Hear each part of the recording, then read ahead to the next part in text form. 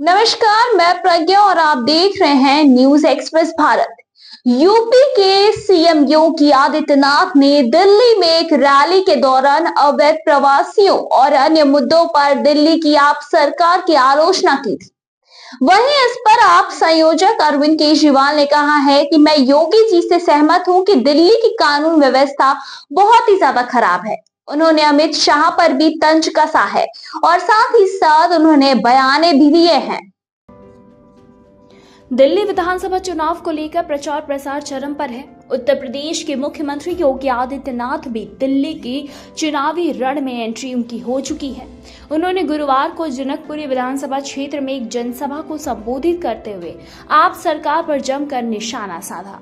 CM योगी ने इस दौरान आम आदमी पार्टी पर घुसपैठियों को मदद करने से लेकर कानून व्यवस्था तक पर हमला बोला। वहीं अरविंद केजरीवाल ने सीएम योगी पर पलटवार किया।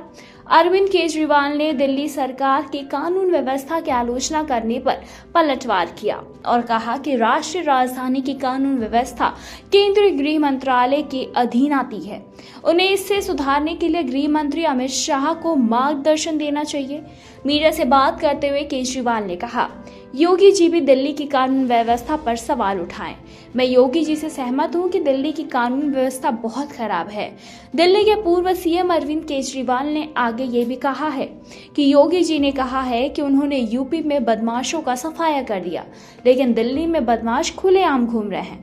सड़कों पर फायरिंग हो रही है, महिलाएं घरों से बाहर नहीं निकल पा रही हैं।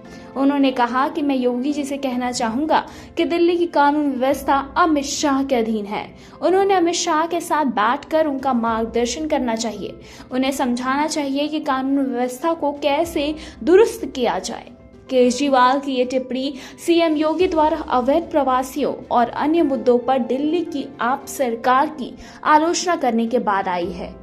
गुरुवार को ही जनकपुरी विधानसभा क्षेत्र में रैली के दौरान ही सीएम योगी ने केजरीवाल की आप सरकार पर 2020 में बांग्लादेशी घुसपैठियों की मदद से दंगे भड़काने का आरोप लगाया। उन्होंने कहा कि बांग्लादेशी घुसपैठियों की मदद से उनके पार्षदों और अधिकारियों ने मिलकर 2020 में दंगे भड़काए। उन्होंने शाहीन बाग में अराजकता और गुंडागर्दी की।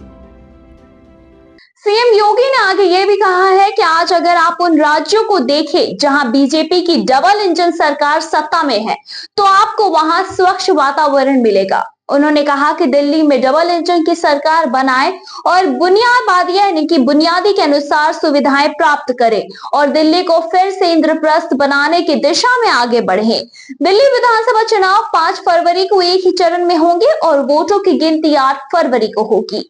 फिलहाल इस पे आपकी क्या कुछ राय, हमें कमेंट के जरिए जरूर बताएं।